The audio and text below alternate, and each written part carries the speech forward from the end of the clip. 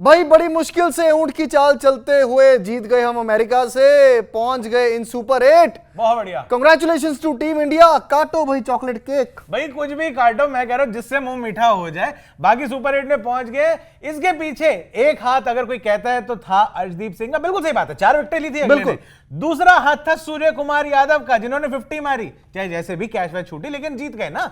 उसके बाद शिवम दुबे भी था, जिसने भाई साहब हाथ बटाया साथ में सूर्य भाऊ का। नहीं पर आप भूल रहे हैं जो गोते लगाते हुए हमें जो मुफ्त में मिल गया है पेनल्टी रन, 5 रन। ओए ये तो सबसे मेन बात है। मैं कह रहा हूं अर्शदीप, सूर्य भाऊ सबको साइड रखो, ये जो 5 रन मिले ना पेनल्टी के, भाई फ्री की चीज तो वैसे ही बहुत बढ़िया लगती है, हमें तो वैसे ही पसंद है। हाँ जी हाँ बिल्कुल। और वो 5 फ्री के रन मिल गए थे, जिसपे आरन जोन्स जो यूएसए के कैप्टन थे, स्टैंड इन कैप्टन थे, क्योंकि मोनांग पटेल नहीं खेल रहे थे, वो बेचारे जाके अंपायर से भिड़ लिए कि भाई साहब ये क्या हो रहा है, एक तो गेम हमारे लिए नया नया, ऊपर से तुम ये नए नए रूल डाले जा रहे हो। फिर अंपायर ने बताया according to section 234 of the ICC code of cricket conduct. नहीं ऐसा नहीं था, बट मैं आपको सच उन्होंने बस इतना कर दिया, ले 5 रन दे दिए मैंने उनको, ले। तो ऐसा रूल ये है कि इस वर्ल्ड कप में इंट्रोड्यूस किया है कि अगर तो आप एक ओवर से दूसरे ओवर जब शुरू कर रहे हो, 60 सेकंड का टाइम है, घड़ी चल जाती है पीछे। घड़ी चल जाती है। अगर 60 सेकंड से कुछ ऊपर हो गए तो एक बार वार्निंग, 2 बार वार्निंग, तीसरी बार आपको 5 रन देने पड़ेंगे दूसरी टीम को। बिल्कुल जी, ऐसे में पेनल्टी जो 2 बार आपको वार्निंग दी जाती है, अगर आप अपना एक ओवर से दूसरा ओवर जो है शुरू करने में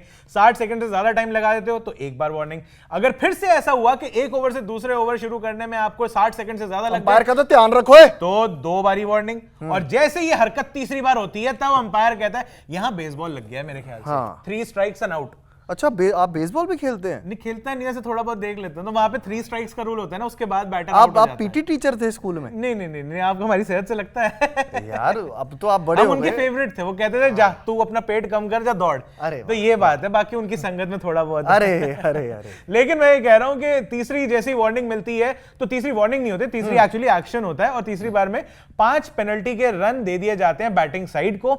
ये बड़े चुभे यूएसए को, क्योंकि 15 ओवर जब हो चुके थे उस पॉइंट पे प्रेशर बना हुआ था टीम इंडिया के ऊपर। रिक्वायर्ड रेट 7 का हो गया था, 5 ओवर के अंदर 35 रन चाहिए थे, 7 का रिक्वायर्ड रेट था। सडनली वो 5 पेनल्टी रन उस टाइम पे लग गए, और उस टाइम पे समझाना पड़ा। अगर यही कोई पाकिस्तान का कैप्टन होता वो तो लड़ देता, रो पड़ता, वो लड़ लेता भाई साहब उसमें, वो तो लड़ मर पड़ते। लेकिन वही पिच में बैठते तो मैं नहीं खेल रहा। हाँ सही बात है, वो वैसे भी नहीं खेलते। लेकिन अमेरिका के कैप्टन थे तो उन्होंने बड़े तमीज से सुना और बाद में वापस चले गए। 5 रन मिल गए टीम इंडिया को। उसके बाद हो गया फाइनल, जो चाहिए था रिक्वायर्ड रेट भी जो हो गया वो 6 रन का हो गया, और उसके बाद सूर्य भाऊ ने कॉन्फिडेंस में आके छक्का, बैक टू बैक चौका। उस पिच पे तो एक रन इतना ज्यादा मतलब गोल्ड के बराबर था, सोने के बराबर था। लेकिन वहां पर अगर 5 के रन आपको आखिर में फ्री के मिल गए हैं तो फिर टीम इंडिया के वहां से हौसले बुलंद हो गए और यूएसए के पस्त हो गए। उस टाइम पे उनके कंधे झुक गए भाई साहब, उनके अंदर जो थोड़ा बहुत कॉन्फिडेंस है कि आज तो हम पाकिस्तान छोड़ो इंडिया को भी हरा देंगे, वो कॉन्फिडेंस वहीं गिर गया। क्योंकि 5 रन जो इतने मुश्किल से बचाते हुए लेके आ रहे थे, जहां वो पहले ओवर के अंदर, दूसरे ओवर के अंदर रोहित और विराट के विकेट ले रहे थे, वहां से वो कॉन्फिडेंस एकदम डाउन हुआ। और बाद में सूर्य भाऊ ने कहा अब तो सब कुछ हमारी तरफ ही जा रहा है, किस्मत भी मेरे साथ है, सौरभ नेत्रवलकर भी मेरे साथ है, इसलिए कैच भी छोड़ रहा है, और साथ ही साथ अब तो अंपायर भी साथ में आ गए। तो यूएसए का एक बार फिर से बहुत बहुत धन्यवाद। कैच छोड़ा सूर्य भाऊ का, 5 रन पेनल्टी के हमें दिए, जिसकी बदौलत सुपर 8 में हम पहुंच गए हैं। भंगड़े डाल रहे थे हमारे चयन भाई और प्रशांत भी वहां फैंस के साथ। एक और अच्छा इंटरेस्टिंग रूल आया है T20 वर्ल्ड कप में, वो बताइए। कौन सा वाला? ये अपना फील्डिंग रिस्ट्रिक्शन वाला। एक्चुअली आपको इसका एक फॉलोअप भी दे देता हूं मैं, कि जो पेनल्टी वाला रूल है, अगर आप ये कहते हो कि 3 बार हो गया तो 5 रन लग गए, ठीक है जी, अगर चौथी बार हो गया तो क्या फिर 5 रन लगेंगे, 10 रन लग जाएंगे? क्या रूल है आपको मैं बताता हूं कि तीसरी बार जैसे ही आपको पेनल्टी के 5 रन लग गए हैं, उसके बाद ये साइकिल रीसेट हो जाती है और आपको फिर से 2 बार ऐसी वार्निंग और मिलेगी, और फिर जब दोबारा वो तीसरी बार होगा फिर 5 रन तब दिए जाएंगे। यानी कि अगर 2 बार वार्निंग देके तीसरी बार ही आपको पेनल्टी लगी 5 रन की, तो चौथी और 5वीं बार अगर ये होता है तो फिर वार्निंग मिलेगी, छठी बार आपको फिर 5 रन की पेनल्टी लगेगी। ये इस तरीके का रूल है, और मेरे ख्याल से हर ओवर के अंदर इतनी मतलब बेगैरती तो मेरे ख्याल कोई कैप्टन नहीं दिखाएगा कि बार बार 5 के पेनल्टी रन लिए जा रहा है। तो ये तो आपका हो गया 5 रन पेनल्टी वाला रूल। इसके अलावा अगर ओवर रेट, देखिए यहां पे क्या है कि फील्डिंग रिस्ट्रिक्शन के साथ भी आपको पेनलाइज किया जा सकता है अगर स्लो ओवर रेट चल रहा हो। तो ये कैसे होगा कि आप अगर मान लो कि 14 ओवर पे हो, ओवरऑल जो ओवर रेट चल रहा होता है जो पूरे मैच का, उस ओवर रेट में अगर जो चल रहा होता है उनकी घड़ी अलग चल रही होती है, एक स्टिपुलेटेड टाइम पीरियड होता है।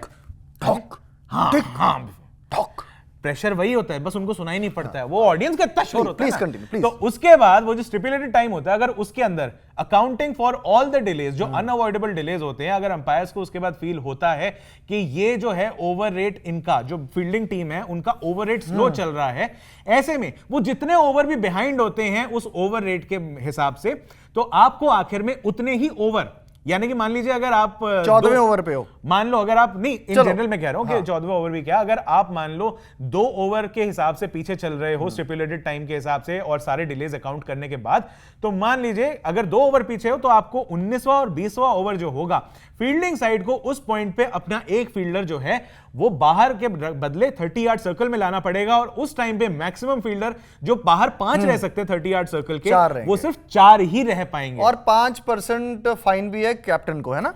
5% फाइन है टीम के ऊपर, और कैप्टन को डबल है। अगर ये इस तरीके का ओवररेट, अगर जो वायलेशंस हैं अगर वो ज्यादा हो जाते हैं और अगर ये होता रहता है, तो उसके बाद मॉनेटरी अगर फाइन लगाना हो तो रेफरी के ऊपर होता है ये मैच के, अगर वो लगाना होता है तो टीम के ऊपर 5% का जो है फाइन आपको लग सकता है मैच फीस का, और यही जो कैप्टन होगा, कैप्टन के ऊपर इस परसेंटेज का डबल हो जाएगा, जो भी परसेंटेज लगेगी उससे डबल हो जाएगा।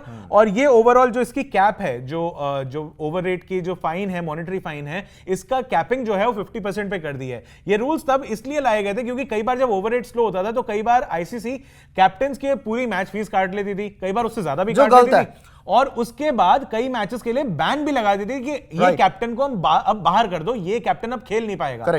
तो इन बैन्स को हटाने के लिए ये नए सेट ऑफ रूल्स जो हैं फील्डिंग रिस्ट्रिक्शंस के हिसाब के और जितने भी ओवररेट को चेक में रखने के लिए, वो इस तरीके से लेके आए। लेकिन ये 5 रन बड़े भारी पड़ गए, वो भी अगर न्यूयॉर्क जैसे पिच पे, कई कमेंटेटर्स भी बड़े परेशान थे इस पे, हरभजन साहब भी बड़े वो हो रहे थे कि भाई इतनी, एक तो पिच ऐसी जहां एक रन इतना मुश्किल से आ रहा है, वहां पे 5 रन गिफ्ट के मिल गए हैं।